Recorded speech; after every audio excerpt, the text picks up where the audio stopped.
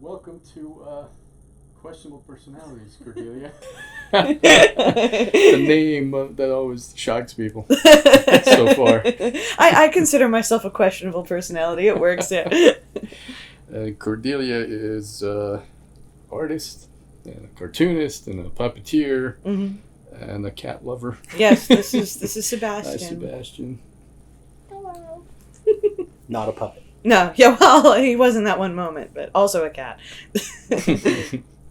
So where do we even get started? I don't know. Should we talk about cartooning first? Sure, we can talk about cartooning. Why not? All right, cool. So obviously I get the cartooning bug from my dad, who was well, I don't know if you have them in the shop, but his cartoons are like posted all over I can the put room. them in, so if you send me the JPEGs, Okay, great. I can put them in. Yeah, so he was a filmmaker and also a political cartoonist. He did like op-ed, opposite the editorial page, comics commenting on political things and social issues and stuff like that. And he started doing this way before I was born. He got it from my great uncle Mitchell Siporin was actually a famous artist in his time. He was a muralist, right? Yeah. Well, he did a lot. He was probably most famous for his like post office murals In Chicago. Yeah, Right, because that's the one that's really well known. And there are like a few others. I'm not entirely sure where all of them are. I'm sorry. You can ask my cousin Rachel. She would know. Because I know that at that time, which was like around Depression. Yes, right? That's right. Yeah. Diego Rivera had all the murals on, I guess, the West Coast, and most of the other ones were Mitchell Siporin.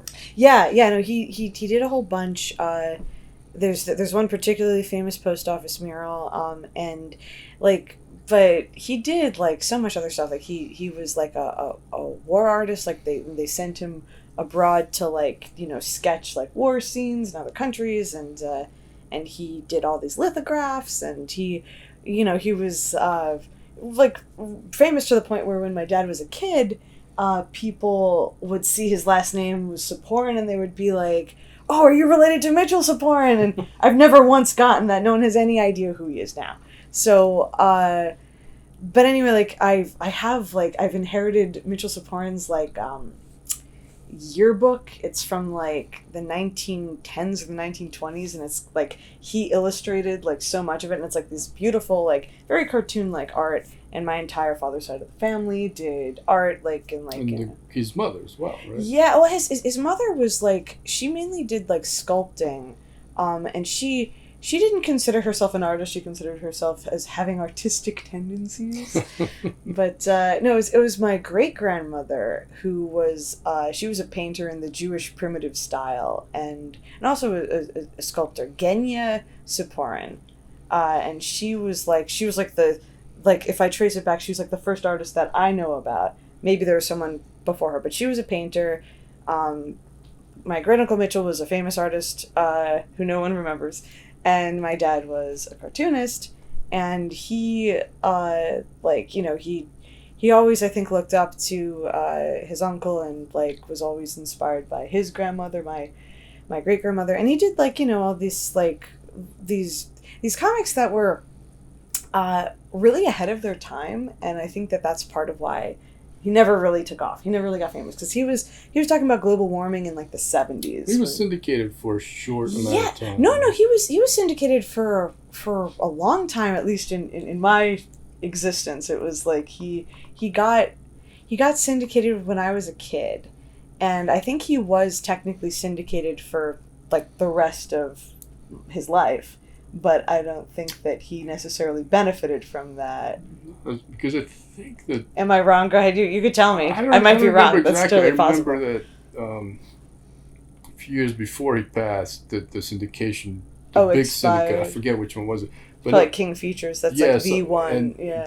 They dropped them because he was always pushing the envelope. And it's one of those things that I guess, I assume they don't want to take the risks. I don't really know. It's like I think the issue with him was like he was cursed with being ahead of his time, because he was talking about things way before anybody knew about them. Like in the 70s, no one had heard about global warming, and he's doing these comics and it's like it didn't click with people. Yeah. And because it's like maybe he was a little too cutting edge to really be mainstream, I guess. And it's a shame because like if you look back on his old comics, what are now his old comics, a lot of them seem like stuff that could be printed in a paper today. Like a lot of them are very current and topical, but he died in like 2005 so it's been 13 years already. Yeah. It seems like it doesn't feel just happened. Yes. But Yes, it's been 50 because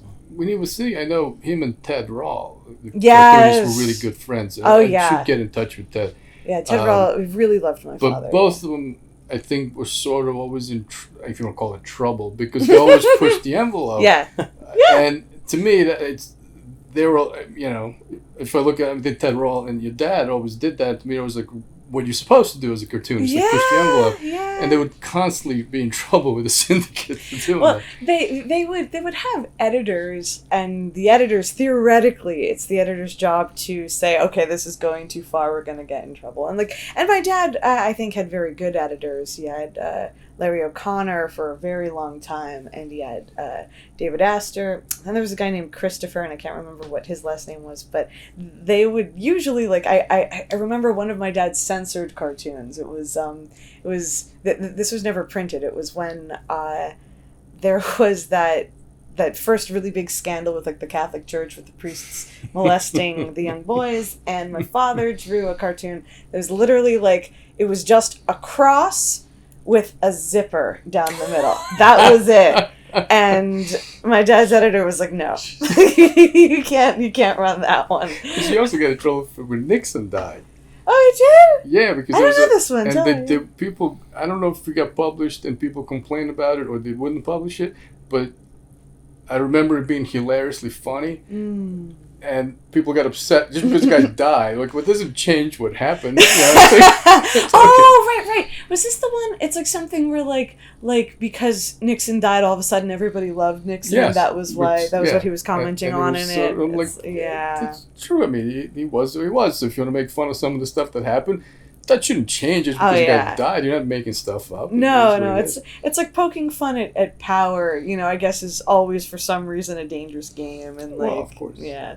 But that's what as your ancestors from Eastern Europe as they would know all too well. Yeah, actually, like speaking of them and their art, I have this one fascinating painting because all of my great grandmother's paintings are of like random people from her shtetl villages that she remembered from Russia, and like they'll be like I don't know. There's one guy who's like posed in like a funny way, and I learned many years later watching like Fiddler on the Roof in Newark that's like a traditional Russian Jewish dance that like they do, and I was like, oh man, like it blew my mind. Like when I saw that, I was like, oh my god.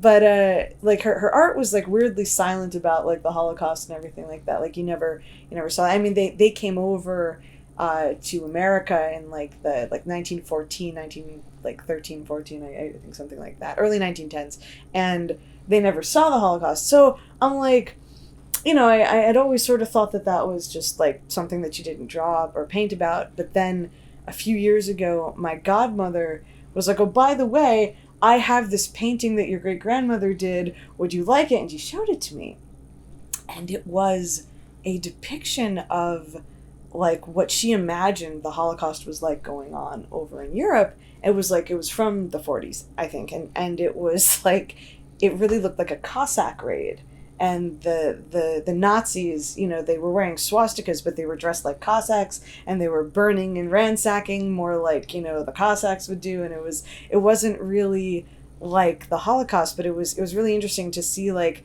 that's what she imagined that it would have been like, and so, but yeah, so like her art also sometimes commented in an almost cartoonish way about politics. There's this great painting, it's over there, of these two Jewish ghosts. There's like a Jewish tradition where like whenever the living people are doing something particularly absurd, that ghosts will rise from the grave and like gossip about it. And this was a painting where two Jewish ghosts are discussing what was a then current event, and the story is my father asked her. He was like a little boy. He said like what's this painting, like what are they saying to each other? And she said in her like thick, Yiddish accent, "Was die Sputnik?" It's like, what's the Sputnik? That's the title of the painting. They're gossiping about the Sputnik. Yeah, yeah. Right? It's like because if you're gonna gossip about anything as a ghost, that would be the thing to I mean, it's just like it's fascinating to think like this ancient like Jewish tradition with like spiritualism and ghosts and everything. Like, and it's like, of course they'd be baffled by this. Like, what are the living people doing? Shooting things into space? Like, what? Yeah, it's crazy. So did you started drawing? Well, I guess most kids draw. Oh, but yeah. You just continue. Yeah, I think that's probably the case with most kids. Stop at some point, but some of us just never stop. Yeah, right. No, that's true. I've been drawing all my life. And my dad and I used to draw together. Like he would encourage me, and I think I always naturally had an inclination. Like I inherited everything that my father like enjoyed doing. I naturally enjoyed doing it too. Like I enjoyed drawing. I enjoyed cartooning a lot.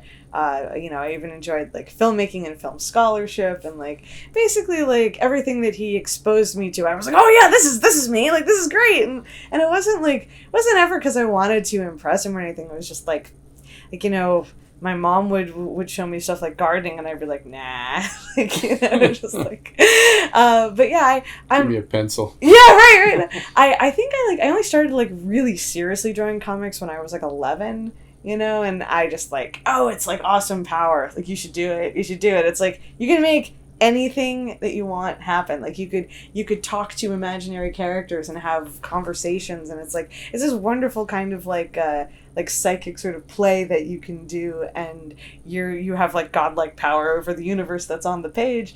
And the best part is that you can then show it to someone who can read it and understand exactly what it says. It's like or not understand it at all. That's true too. He'll get offended. Oh yeah. I've only drawn a cartoon that offended somebody once. Oh, you gotta try more than that. Yeah, yeah, you're not working hard enough. Well, and it was only because she misinterpreted it. It was That's usually the case. Yeah, it was do you know the that like rhyme from like The Simpsons, like jingle bells, Batman smells, Robin laid an egg. Okay, so it was from my high school newspaper. I was the cartoonist there too, and I basically depicted that. I drew that as a comic. Just everything happened, like Batman, like Adam West Batman because he's my favorite. Like smell lines and flies over him, and like Robin, like standing with his legs apart, and like an egg having fallen out of him somehow. And so you were ahead of South Park with the Paris Hilton and the pineapple. I guess, yeah. Oh God, yeah.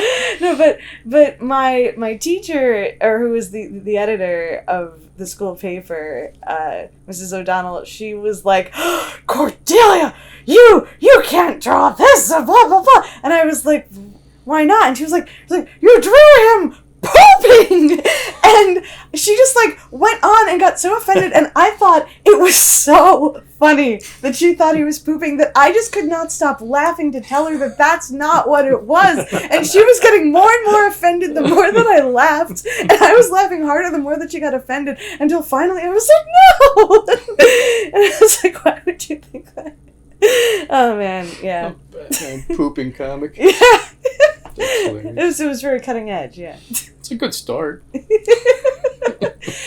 the comic that I draw now, though, is like very, very not cutting edge. It's for kids, so And that's in the town paper? Yeah, that's Captain Jet Renegade on the kids page of the Montclair Local, which I also do the kids page. The other parts are like a word search and a maze. Like they're very like, I use a computer program to generate those. I mean, I type in the words and everything, but the real labor of love is the comic.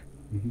And it's it's very 50s kind of. Yes, yeah. Yes, it's an absurdist space adventure.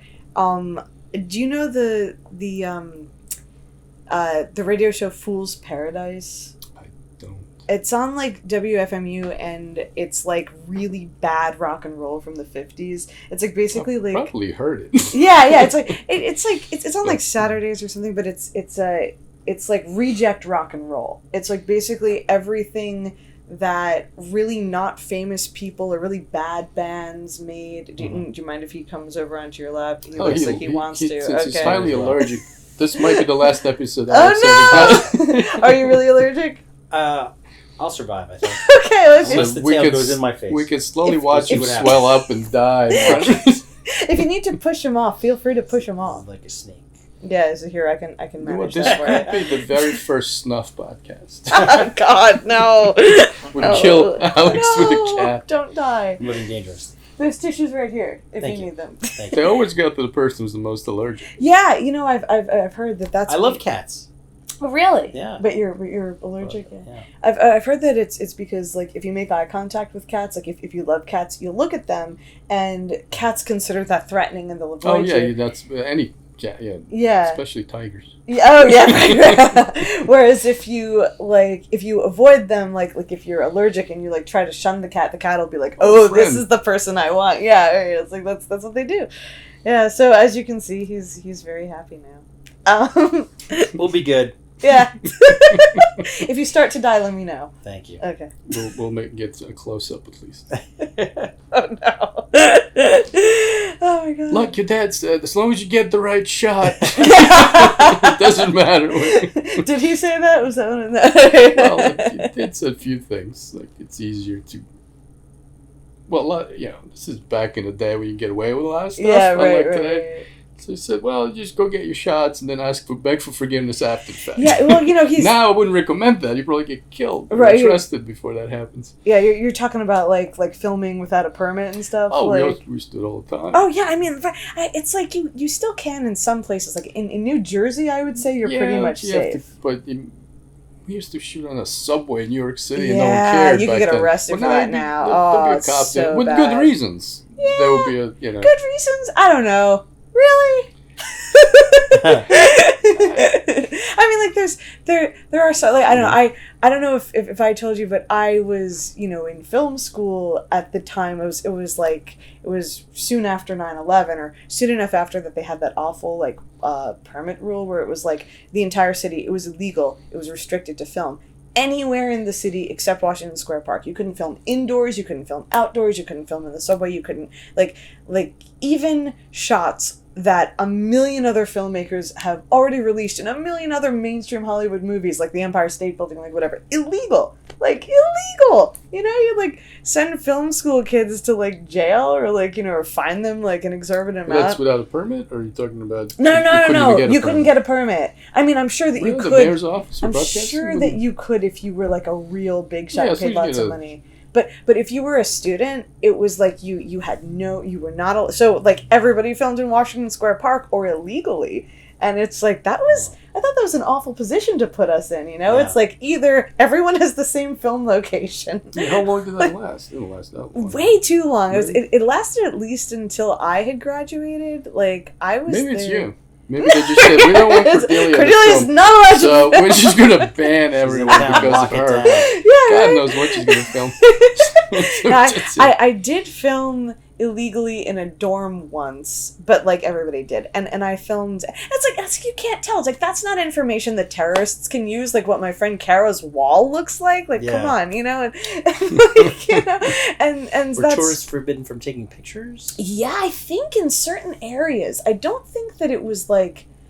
It was discouraged. It was or like I don't know exactly what the rules were, but I remember it being like Nazi-ish. That's just my memory of it. I know that live action like shooting film was like a huge no-no for a few years, and it's like it sounds ridiculous now. Yeah. It sounds implausible. Well, for the sake of all those weird Mickey Mouse people in Times Square, I hope it doesn't happen again. Yeah, That's right. right. Who's Oh, gonna God. film Naked Cowboy now? Yeah. The other day I've been wondering about this because my husband works like right in the vicinity of like the weird Times Square characters and like the I Naked feel Cowboy. bad for him. I can't And- stand Times Square anymore. Oh, it's hell. It's one of my pet peeves is if I have somewhere to go and I have to cut through Times Go Square. around. Oh man, it's like it would be worth it. I It's, never thought that I would miss the day when I had to fight through hookers and drug dealers and pimps to go develop my film with Duart. And now that's like a good old days. I'm like, I wish they were back. I just can't stand it. It's like neon lights and crazy tourists. That's before my time. I didn't know it was like that. Oh, it was as recently as the 90s. Is that right? Yeah. Late 80s, early 90s. Late 80s, before Giuliani made. I always wonder. I think maybe I should do it. Somebody should make a documentary. What happened to all those people? Because they disappeared overnight. All the homeless people, squeegee boys, the guy. I remember them. The guys who would like squeegee off your windshield. And sometimes that was a really great service. Sometimes it was like, no, because you use dirty water from the puddles. Oh, really? Oh, gross. So most of the time, you actually mess up your windshield. Yeah. But I used to carry a big red squeegee. I mean, it was a gigantic. And as a joke, because most of the time I would have a top down, I would run out before I saw him coming on the traffic light. I would run out and start squeegeeing my own windows. And they would always laugh because it's a gigantic squeegee. That's brilliant. So, I love it. But I don't know what Giuliani did with these people. They disappeared. Shipped them off. They were never. I don't know. Whatever Putin does. Soiling green. Yeah, right. Oh, God. Oh. What's still a special in your cafeteria? They're delicious. That's horrible. Yeah, no, that's true. New York was different. Even from like when I was a kid, I when I lived in Japan, there was this one town called Suruga where I went there.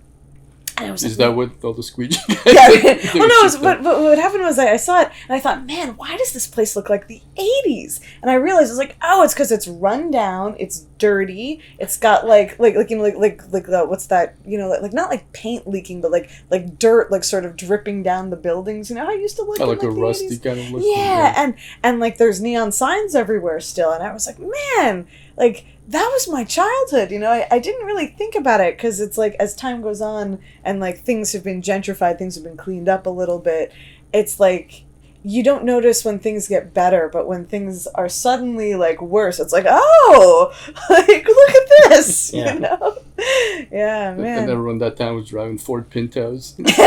Yeah, I miss the boxy old cars of the past. There's something like really nostalgic about them. The fact they were so unreliable. Yeah, they were definitely worse cars. Like I love my car has like one of those like reverse cameras where you put it in reverse and you see like behind you. Like what a concept, like to actually see where you're going. I'm so old. We used to use mirrors. Yeah, I know. Like back in my day, it's like someday that's gonna sound ridiculous.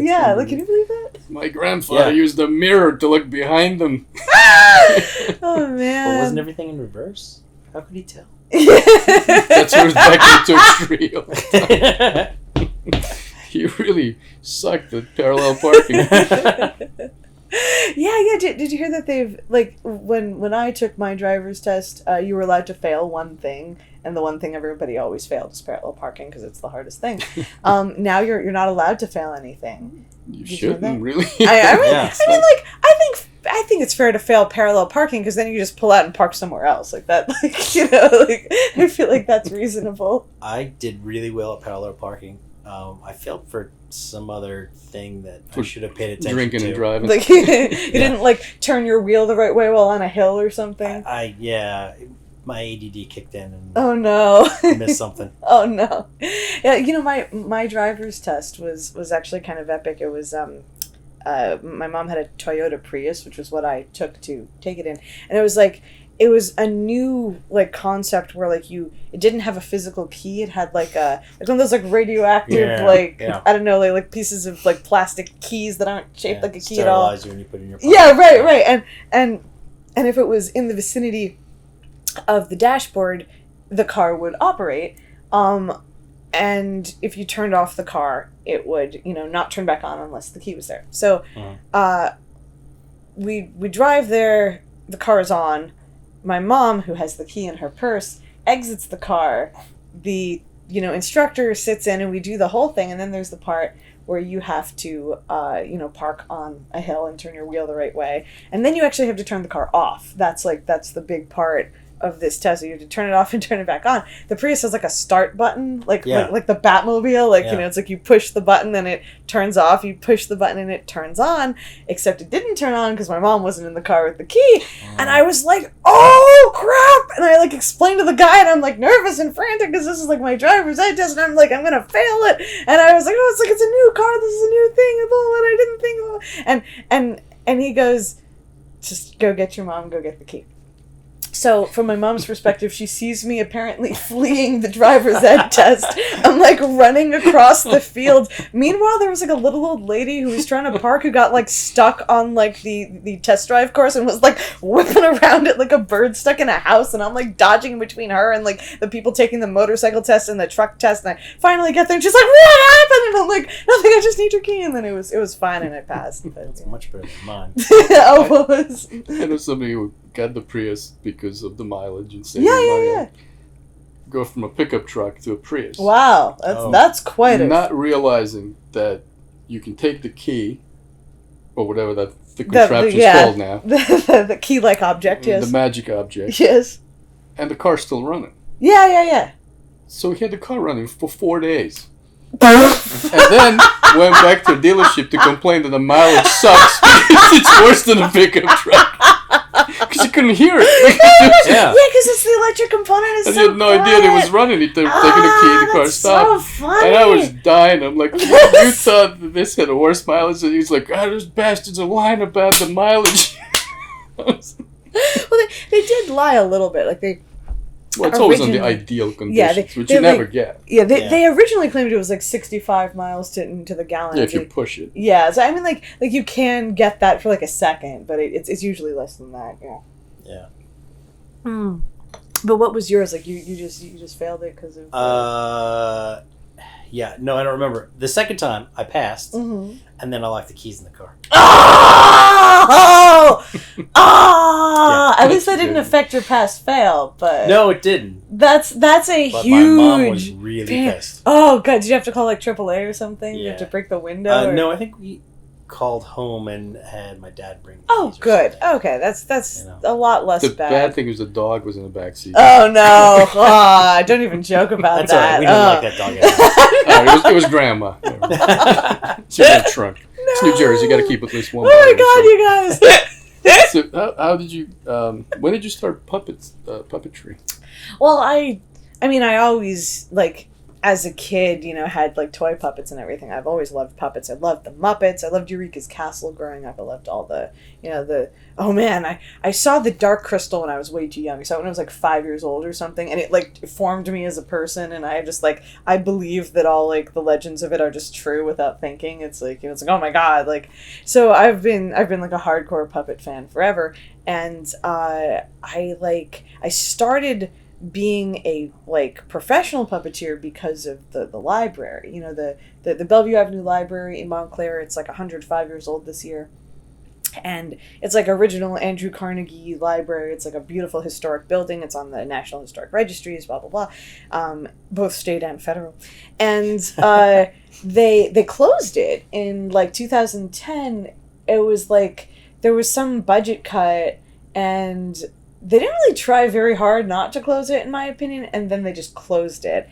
And I don't think that they expected, like, a massive public outcry. You were aware of it, right? Yeah. You're in Montclair? Or? I went to Montclair State, but you're not up on, like, the local No, dirt. that would have been out of my... Yeah, well, right. No, because of you. Yeah. Right, because I was, like, in that cause, so we're, like, basically like a whole bunch of people in the town sort of banded together and were like, no, like, we want this to be a library, like, that's really its best, use of this space. They were thinking of maybe like selling it as offices, and we were like, no, like, Montclair's got enough offices, like, we need a library on this end of town. And it was like, it was a really stupid thing, like, because they were thinking, well, the main library is like the only library that we really need, not really thinking that, like, well, this library is literally across the street from 3 different schools, and there's like elderly people who like live within walking distance, who don't have cars, who can't get to the other library. So it was just like, there were so many reasons, and people on this side of the town use the library, and people from the other side of the town use the library too, as kids crossing the street, having been bused to like Buzz Aldrin School or whatever. I was under the impression that people in the southern don't read at all. So they don't need the library, and the people on the other side were actually reading all the books. Yeah, maybe right. That was the logic. So anyway, it was like it was a bad decision to have closed it, and thankfully they reversed that decision thanks to a lot of citizens banding together and getting mad about it, and like the most vocal of those crazy citizens, self included, who were lobbying and, you know, circulating petitions and standing outside of King's and collecting signatures and like whatever, we formed as a group. We were like originally like an ad hoc group, and then we like incorporated as a not-for-profit called the Friends of the Bellevue Avenue Library. And on the day that the library reopened, I think it was like June 6th, 2011, if I'm not mistaken. There was a big ribbon-cutting ceremony, and like all these dignitaries and important people like senators and everybody came. And like I knew that this was happening because I was like, you know, one of the people in this group who was helping to organize it. And I was like, well, there's all this grown-up stuff, but 50% of this library is a kids' library. Like, the whole downstairs is a children's section. There really needs to be some children's events. And I, like, roped my, like, then-boyfriend into doing a puppet show with me for the kids and, like, doing face painting and... basically, like, we thought we were going to do, like, 1 or 2 puppet shows, and we got, like, 6 encores. We were doing puppets the entire day, and it was, like, that is brutal, because, like, we just had, like, you know, like a string curtain, and I was, like, crouching down doing this, and when I stood up at the end of the day, I almost fainted. It was, like, my blood was all, like, you know, centered in here, and then I stretched out, and it was, like, I was like, oh, I'm not going to be here in a minute, I better sit back down.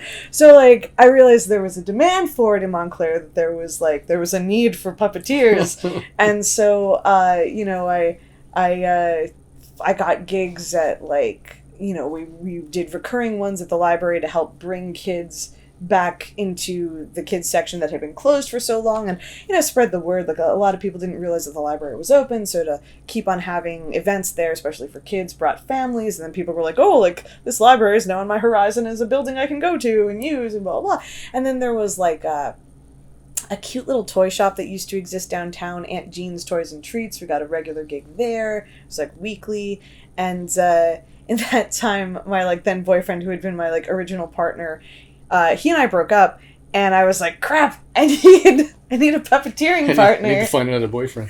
Yeah, well, who can possibly do this? Yeah, right. Well, you see, my original thought was that that's a weird Tinder. That is a weird Tinder. Right?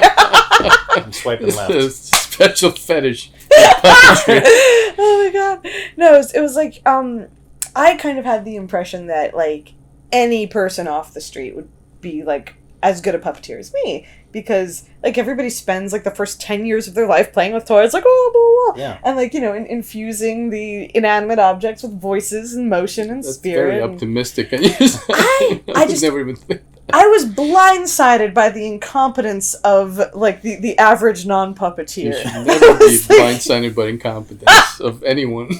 At any time. I am all the time. I just assume everybody's at least as good as me or better, and that's just not the case about a lot of things, and puppeteering was certainly one of them. I had, like, I wanted it to be a guy because it's, like, I can do, like, all, like, the high-pitched girl voices. It would be great to have, like, you know, like, a male voice to do, like, the male characters, and, you know, it's, like, when you have 2 hands times 2, you can have up to 4 characters at the same time going, like, yay! And, like, colorful movement is really all it's about. And so I worked at Tinga, the Mexican place at the time, and I was, like, asking, like, you know, like, my coworkers, like, the male waiters, I was like, oh, hey, like, you know, like, would you, like, be interested in doing, like, you know, like, a puppetry gig, like, it's paid, you know, like, we would get paid, and they'd come over, and I just could not believe, like, they would be like, they'd, like, forget to move their mouths while they talked, or they'd, like, forget whose voice was what voice, and, like, they would, like, switch the voices, or they would just, like,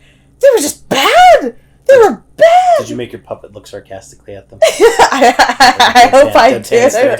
Turn it to a show that I would actually want to see. Right? I think I was. You should have just had them stand as a person and just have the puppet just make fun of them all the time.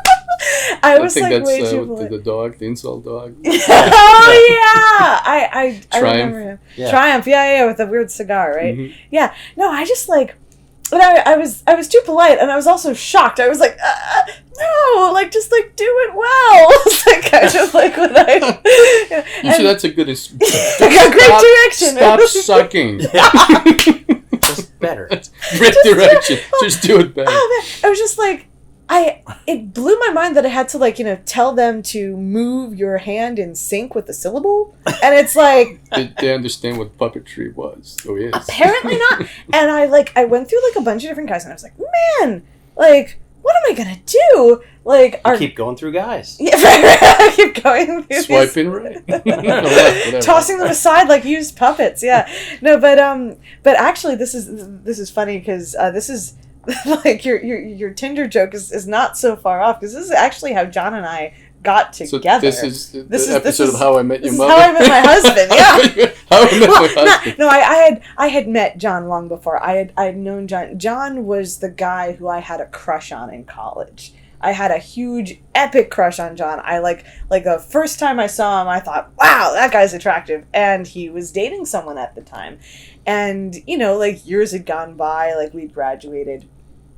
And I was like, I remembered that I had seen John at a party. Like he had like a Kermit the Frog puppet, and he did an amazing Kermit impression. And he was just a great puppeteer. And I was like, oh man, like the only person who I know who's a great puppeteer is this guy who I have a huge crush on. And like I don't think that I can work with him. Like that's just going to be like too much like tension. It's going to be too hard for me. And I'm like on Facebook, like hovering over like his name, thinking like, oh man, like should I message him about this? I don't know. And then he messages me. And it was fate. He messaged me first, like I like just out of the blue, like boom, and I was like, okay. I was like, hey, blah, blah, blah, puppeteering, and then he was like, is it paid? And I was like, yes, actually. And he was like, okay, and I was like, ah, and like we started puppeteering together, and like of course my feelings came back, and at the time he wasn't dating anybody, and so one thing led to another, and puppeteering's a good gig. You had a hard talk with your puppets? Well, thank God to all those Mexican waiters that couldn't puppeteer. Because you guys would never get together. You're right. Whoa. See, if any of them were any good. Whoa. That's right. You're right. It's kismet, right? It's wow, it's fate. Gee, I had never thought of that. And what about that Sputnik? What's the Sputnik? Yeah, wow. Boris, I'd never thought of that. I had never thought of that. See? Now you're happy that I'm here. Wow. I should be so thankful that like Joe and everybody couldn't puppeteer. Yeah, you should write them thank you notes. Thank God you sucked at puppeteering. Maybe you were a good waiter, but you're puppeteer. You're terrible. So bad, yeah. Mm. Well, maybe it's even better. What if they got confused and served their food as it's like, here's your burrito. It looks like a dead Muppet. Stick their hand in the burrito and serve the Muppet. That would be a bad combination. Mexican puppetry restaurant. You gotta keep the red sauce away from like the light colored puppets. It'll stain. It's like my first figure. It's like, oh God, yeah. So, and we're doing a puppet show this coming Saturday. We're going to be doing another one at the library in the kids section, same old. It's actually because this year is the first year, I think, since I've been alive, that the library, the Bellevue, has had Saturday hours in the summer. So, they're trying to have events to bring people in, which is, I think, the right way to do it. So, yeah. Yeah. That's basically that's me and puppeteering. I always dream someday of like joining the Muppets, but obviously like nobody ever gets to do that. It's like it's like tenured professors. It's like the people who are there, and it's not something you can really break into. Well, not giving that up. Well, did you see a documentary on? Oh man, so bad with names. The guy who just retired. He was doing Big Bird and for years. Carol Spinney. Carol Spinney! Yeah, I love it. He also did Oscar, Yeah. I saw the documentary on him, and I was a couple years ago at a festival in Martha's Vineyard. He was there, so like he brought the Grouch, Nice. and him and his wife were there. It was very nice to see him in person. He was talking about it. Yeah. But we never saw the end of the movie at the festival because it was outdoor screening and started to rain. So everybody went to this gazebo in a park where the screening was, like all like squished in there and with him and his wife and a Oscar the Grouch. Oh wow! So you were up close and personal in this gazebo with Oscar and Carol Spinney. Everyone was squished in there. That's amazing. He just retired. Cool. Yeah, in the movie, I think they talk about his apprentice who practiced for years to take over. To take over for him, yeah. I didn't realize how complex that was. Because he's skating backwards. Yeah. Yes. There's no eyes in a Big Bird, and he has a monitor which gives you left to right reverse. Yeah. So I don't even know how he does it. It's like using a mirror to back up. Yeah, it's insane. Yeah. It's the beauty of... It's worse than a mirror. Yeah, I know, right? That's part of why I have such respect for, like, you know, like, not just like the Muppets and everything that came out of the Creature Shop, but just like the sheer, like, I don't know, technique that is required of these really beautiful, really effective practical effects. It's like you need to be a master of a craft in order to do them. You know, the my go-to that impresses me, like, I mean, at least as much as Big Bird is, you know, the Ninja Turtles movies, especially the first one. That's a great movie. But the live action Ninja Turtles, like, these are guys who are, like, in a similar setup. You know, like, if they have a camera at all, it's reverse. And for some of it, they didn't. Doing martial arts, effectively blind, you know, backflips, kicks. Meanwhile, you got, like, you know, 4 or 5, like, RC puppeteers, like, off screen, like, mashing, like, joysticks and buttons so that the lips and eyes move in time to a pre-recorded dialogue track because they're making sassy comments while they're fighting. And you see the movie, and it's like, you just can't believe that this isn't a real Ninja Turtle. It's like it's a masterful effect. It's like Boonraku, like, you know, like the Japanese puppets where there's 3 guys who, like, even though they're barely even, like, hiding, and one of them isn't even wearing, like, a costume to, like, blend in with the background. You just like see, like, these, like, wooden dolls doing their beautiful dances, and you just see that they're alive. You just believe in it. It's like, it's, you know, it tricks your animal instinct into seeing a consciousness that isn't there. I love it. I think that, like, I don't know, puppetry is one of my favorite practical effects. I'm really sad that it's so rare these days. Yeah, you don't see a lot. You don't, yeah. and I hate it when they mix puppetry with CG. Like in the recent Star Wars, what was it? The Last Jedi. There was, like, the Yoda puppet, but they, like, CG'd his eyes to make him look a little smoother. And to me, that just ruined it. It just like it took away the real texture that a practical effect has, and it made the whole thing look CG. So it, like, and it didn't please anybody. Like people who prefer CG are like, oh, he looked like a weird puppet, and everyone who prefers puppets is like, oh, he looked like a weird CG character. They just shouldn't do that. Yeah, they it's should dragging you into that uncanny valley. Yeah, very much so. It's like when you smooth over the eyes too much. I thought Unkar Plutt, the guy from The Force Awakens, you know, 1/4 portion. That guy, like, I thought he was a CG character, and then I saw, like, the behind the scenes footage, and I was like, oh, he looks so much more realistic. He was a costume. Yeah. And then they, like, smoothed out his face with CG, but it just made it look more fake to me. Yeah, I'm not a fan of that. No, like, CG has its place. Like, don't get me wrong. I think that, like, in a lot of contexts, it's such a great alternative to doing something that might kill someone. Like, sure, like, you know, there's excellent applications for it. I think its best application is really like, you know, what's it called? What's that called when you put the 2 shots together? I'm blanking. Composite. Thank you. I was like, compression. No, that's not it. I was like, compression. No. What's the word? It sounds like compression. Compression. No. Composite. I'm glad I know what you were getting. Thank you. Yes. Composite shots. Compote. Delicious. It's the best shot ever. Yeah, no, like, CG composite shots, I think, like, are basically flawless because they don't, you know, make your generation of quality loss that you used to get. And, like, back when, like, the Lord of the Rings came out, like, everybody was like, wow, like, the CG is so good, the what's it called, the Elf Kingdom or, like, whatever was so beautiful, and that tower was so real. And you know what? The effects that people talked about the most, thinking that they were CG, those were the only practical effects in the movie.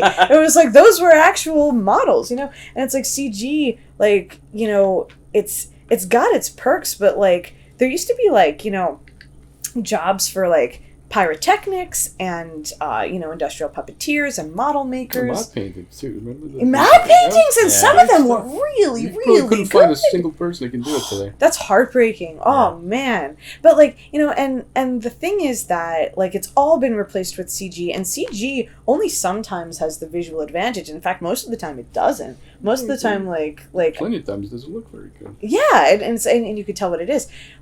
On the other hand, if you have, say, maybe a real pyrotechnic explosion, say fire, and you make 40 of those, and then you composite them with CG to make a really good explosion, those look great. They did one of those in The Force Awakens when the Starkiller base blows up. I was like, that's great. That looked awesome.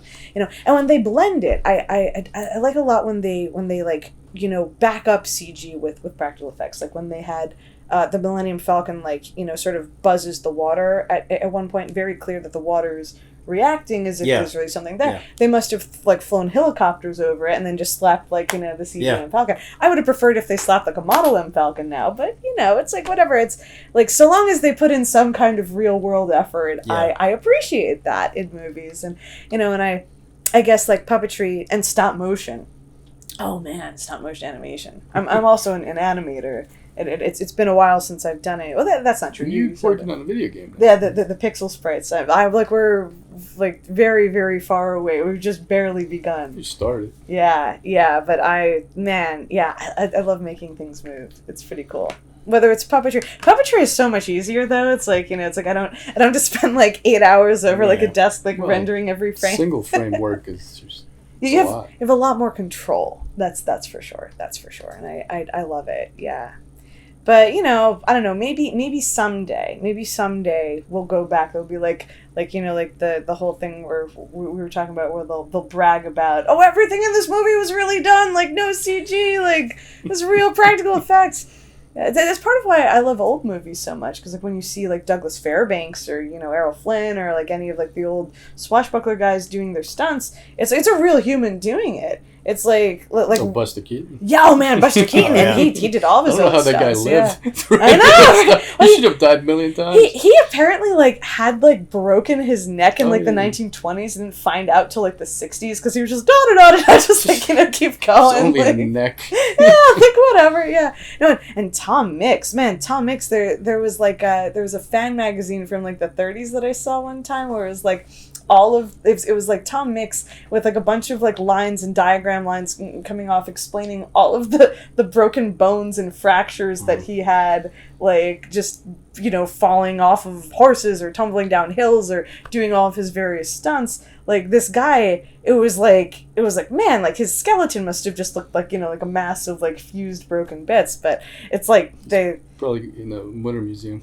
Yeah, man. It's just a pile of bones. No, just like the sort of like things that old school stunts people used to put themselves through. Well, even today, but back then there was no protection of any kind. No, not at all. Like the best stunts that you see today really generally come out of Japan, because they still like they haven't developed any laws against like strapping people with explosives and like having them jump off of cliffs. Like, yeah, pretty much. Yeah, it's like you watch like Japanese Power Ranger shows and it's like, whoa, like they were too close to that explosion. Like it's and it's like they're just wearing like spandex. It's like you have this like childhood perception, or at least I do, like their Power Rangers are invincible. It's like no, that's an actor who's like only protection between them and the fire is like a thin layer of spandex. It's like, man.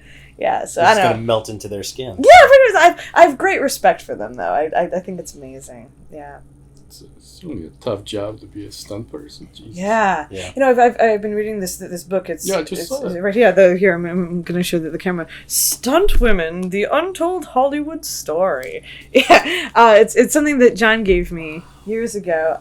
It's like basically not a lot of people know about this, but at the dawn of cinema, like women were like a big part of it. Like there were female directors and studio heads, and once everything moved to Hollywood, like women were sort of very quietly not hired for important roles. And now the Hollywood that we have today exists, and people have sort of have sort of forgotten. Yes, are you the star of the show? Kitty. Yeah. people have sort of forgotten the fact that, like, women were ever, like, you know, main players in the directorial, studio executive sort of, like, capacity. People think that that's only just beginning to happen for the first time now, but no, that happened in, like, the 1890s, early 1900s. There were like 20 or something female studio owners and directors, and I'm actually going to be teaching a class at Fairleigh Dickinson, Diversity and Inclusion in American Film, and one of the early classes, we're going to talk about the early, like, action movies. The earliest action movie serials were all starring women, you know, Perils of Pauline, Hazards of Helen, stuff like that. Yeah. And it's because there was, you know, a female audience that, you know, like this was back when, like, men usually worked and women had time at home and would go with their girlfriends and their kids and, you know, bring people to the movies, and if they liked it enough to drag their husbands, then they'd go again. They'd go multiple times a week.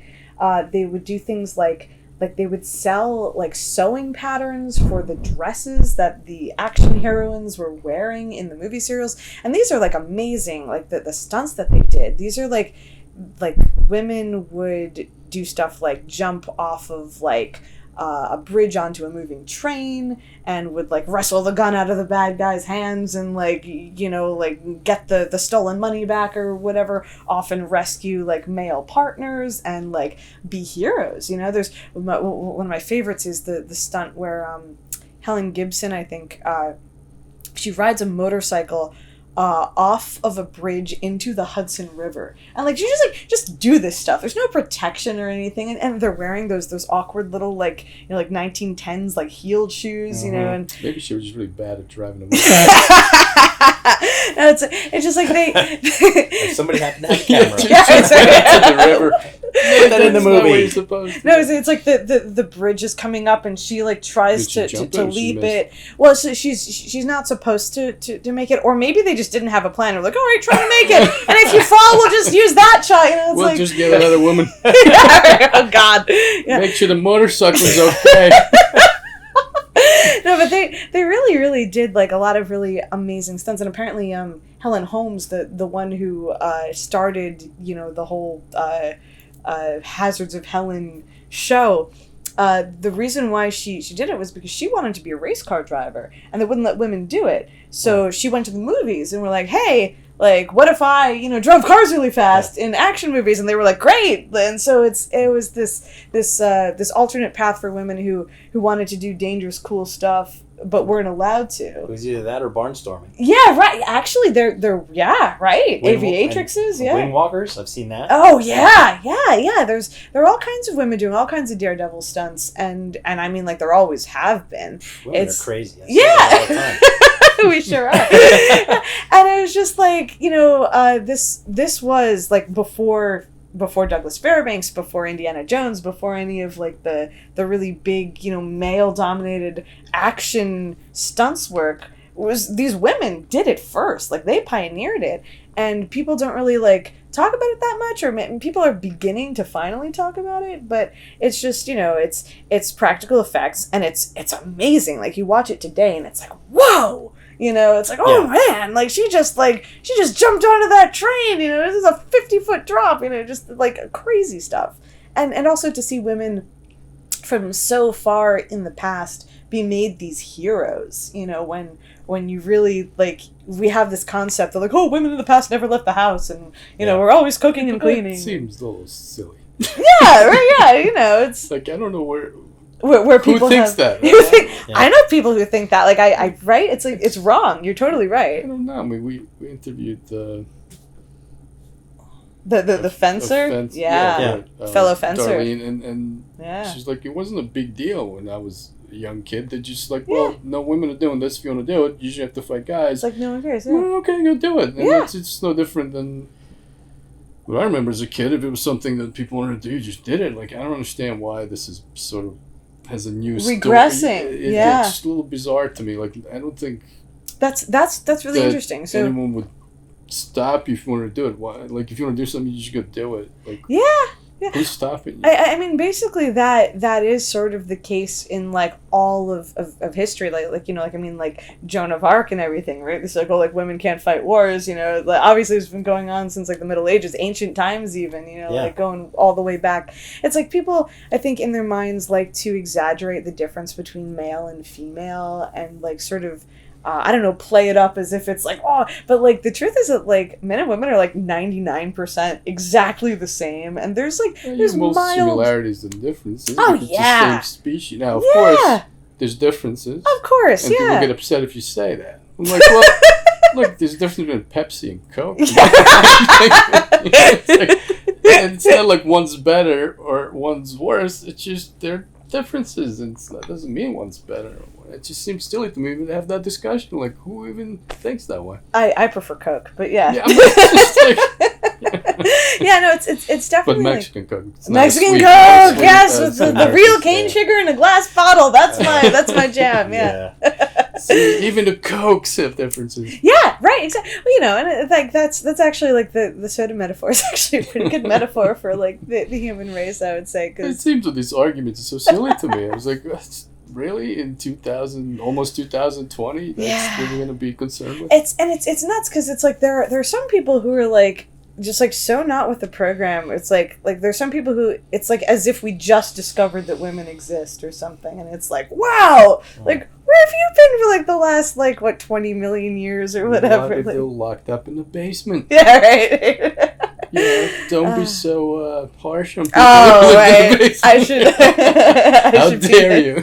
Be so insensitive to people who live in the basement. I'm so sorry. Yeah. Bars let them out, so it's Yeah, you know, That- it was a mistake. I Yeah. apologize for that. You send them I back. thought I was opening my shed. What are you gonna do? Yeah. You know, I have I don't know. Do you know like the theories of like ancient gender culture? Do you know about this is Ancient theory? yeah, do you know about this? The like hunter maybe gatherers. I do, maybe I don't. I don't know. All right, so I'll start you with this. This is something that like I've read in a lot of different places, and I'm not so sure like how exactly scholarly this is, but it tells a good story anyway, and I think it makes a lot of sense. So like basically like people study like modern hunter gatherer tribes because there are some around the world today. Mm-hmm. And they notice like a few interesting like commonalities. Like for one thing, like polyamory is really big. That like everybody sleeps around with everybody else and raises each other's kids, and like there's no sense of like inheritance or property or stuff like that. In all of them? In many of them, not in all of them, but in many, this is a commonality that people have noticed. Another thing is that they're very egalitarian. Like there's not really haves and have-nots. There might be like, you know, like a tribal leader or like a tribal couple or even a tribal family, but there's not. Are they nomadic? You don't people stay in the same spot? There's lots of different ones. I'm sure some are nomadic. I'm not 100% sure. It was from what I know. Yeah. Which is not much. Yes. In a lot of places, nomadic tribes, because you couldn't keep anything. Right. So the idea right. of actually owning anything doesn't mean anything. It's kind of silly. And also, yeah. if you didn't have refrigeration, right, you didn't share. Exactly. Of course, So you'd share the meats and the so you food. would do it because if you hunt and you're successful one day and then you share what you have. It makes sense in that kind of society exactly, to do that yeah. because you can't save it. Right. You can't eat all buffalo or whatever you eat. Right. Yeah, you can't do it yourself. And if you're constantly on the move, well, yeah. It's like why would you? Like, what are you going to collect a bunch of rocks? Exactly. And like, exactly. Right. It's stupid. Some of that it's probably very practical. Right. Yeah. Exactly. The rest of it. Yeah. So the rest of it is that once the idea of agriculture came around, that this really like sort of set off the original concept of inequality. That like all of a sudden. Inequality exists in nature. no, but like I mean of socioeconomic inequality. So that like basically originally, everybody shared everything for the reasons that you're talking about. Then once people figured out, oh wait, we could stay in the same place, settle some land, and like grow crops here, and this land will be like yours, and this will be mine, and maybe my harvest is better than yours, and you know all of a sudden we have like this territory, this land that we can pass on to our offspring. So why, like, am I letting my woman, you know, sleep with you and, like, give my valuable, better land to your kid? So all of a sudden they start policing women's sexuality. It's because, like, if one man sleeps with a bunch of women, so long as those women only sleep with that one man, you know who the father is. Mm-hmm. And so it's like this issue of, like, this is sort of where, like, the origin of the, oh, like, when women sleep around, they're sluts, but when men do it, it's okay kind of thing comes from. And then there's also, like, you know, the issue of, like, you know, inheritance and property, and the fact that all of a sudden men's, like, hunting and strength are more valuable than women's gathering and, like, attention to detail of, like, oh, the poison berries, the unripe berries, or, like, whatever. And that, like, which by the way, I find fascinating, because it's like hunting, you know, men bond even today through doing a task together communally, and, like, not really talking or sharing very much, like, verbally, but it's very similar to, like, how, like, you would hunt and, like, you know, not really talk because you have, like, you can't scare the animals, whereas women, you know, we love shopping, we love, like, digging through them and, like, selecting the good one, you know, we're the gatherers, and we, like, you know, chatting and, like, exploring our, like, emotional, sociological relationships with each other, like, while we do it, you know, and it's just like our instincts, I think, are very much in the cave. And I think that, like, modern society is kind of a sham, hiding the fact that we're, like, these animals who have been tricked into forgetting our, like, our history, you know, of what we, you know, are really meant to be, which is, like, these sort of mud monkeys who share everything and are nice to each other. That's my 2 cents. That's might be simplifying it. I'm not sure I agree with your theory. Well, you don't have to. There's a lot of issues with that one. Well, tell me. It's outside my area of expertise. Oh yeah. So. Well, you know, it's basically like a step off point that I like to use to sort of, like, reframe all the assumptions that everybody makes about, like, modern life, as if, oh, this is normal and this is how it always was. To learn anything from a puppetry that your assumptions apparently are always wrong. Yeah, well, I don't know. At least about whether or not people are good puppeteers. Yes. I'll give you that. Yeah, my assumptions are certainly wrong about that. I am capable of error. I completely acknowledge this. Divide the labor between the puppeteers and the non-puppeteers. Yeah, there you go. So did you want to talk, I wanted to talk about cartooning more and about Captain Jet Renegade specifically. We can talk about Captain Jet. So like the way that I, you know, because all my life I had wanted to be a cartoonist. I wanted to follow my father's footsteps. And when I was a kid, this was something you might conceivably do. And today, this is not really a thing that you can break into either. It's like newspapers are sort of dying out, you know, like more than sort of. Yeah. I mean, like knock on wood. Like I wish that it wasn't true. But, you know, things change, and because of the internet, you know, like modern news sources are sort of like not really hand in hand with comics anymore. Like in the past, comics were sort of like a fun little flavor thing that you would add to a newspaper to get, like, the kids to read it or something. Yeah. And now, like, if you are interested in a specific news article, you Google it and it gives you that exact thing, and that's it. And you're not like, oh, I'll stop by and read a comic. Like, that's not what's happening. You're goal oriented. You're searching and you're receiving what you searched for.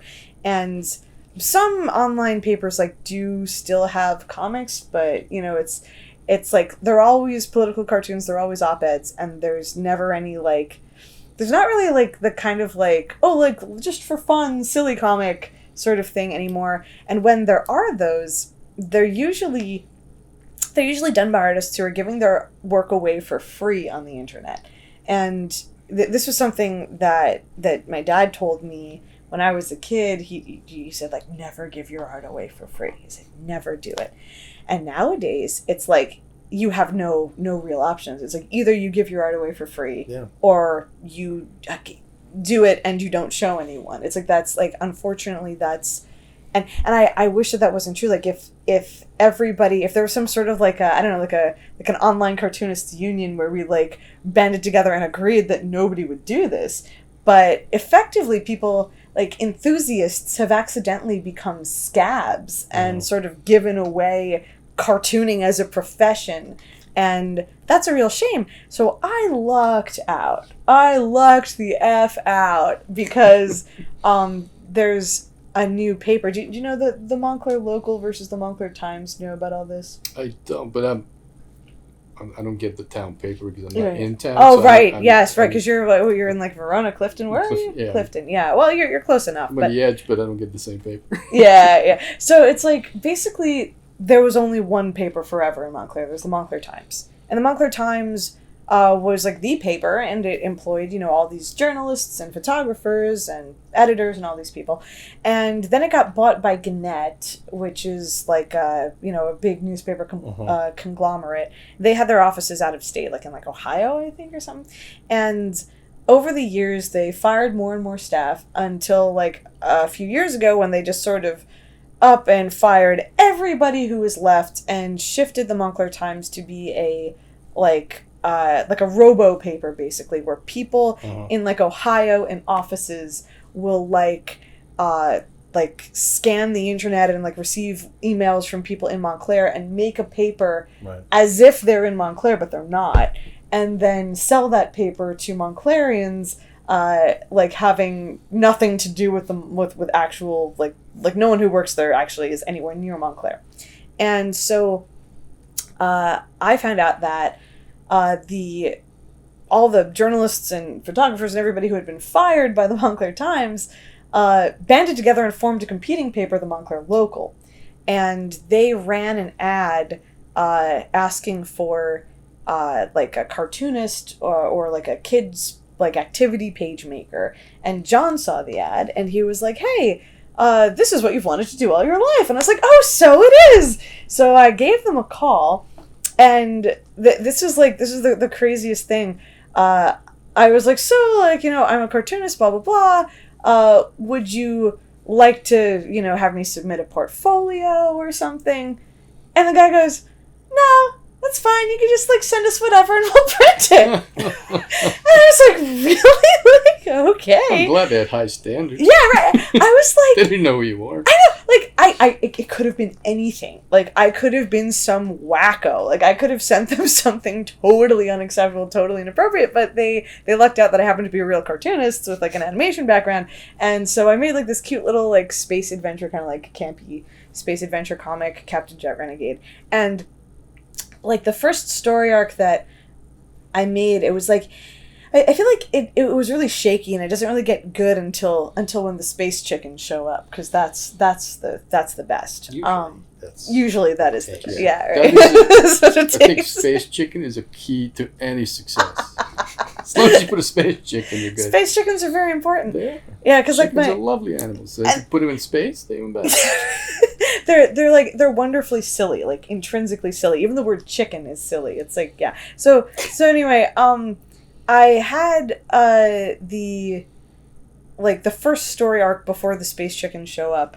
I was expecting that there would be some sort of communication like that there would be like an editor or something telling me, "Oh no, like that's gonna scare little kids," or "Oh no, you can't do that," like, because like when I was growing up, like my father, who was like a real cartoonist, he had editors telling him no left and right. And like when I was in the middle school and high school newspapers, when I was the cartoonist for them, I had, my like teacher editors being like, "Oh man, when I was in 8th grade, I wasn't allowed to use the word punch or hit. It was like a ridiculously censored comic." Yeah. But a slap was it? Yeah, right. No, I was not allowed. Like I don't even think bop was allowed. I was like, it's a bop. Like bop. It was like ridiculously censored, and so I was expecting something along those lines, but I was just like, I got like no input, no feedback whatsoever. So I think I played it way too cautiously and was like, "Oh, like, don't want to offend any grandmas," and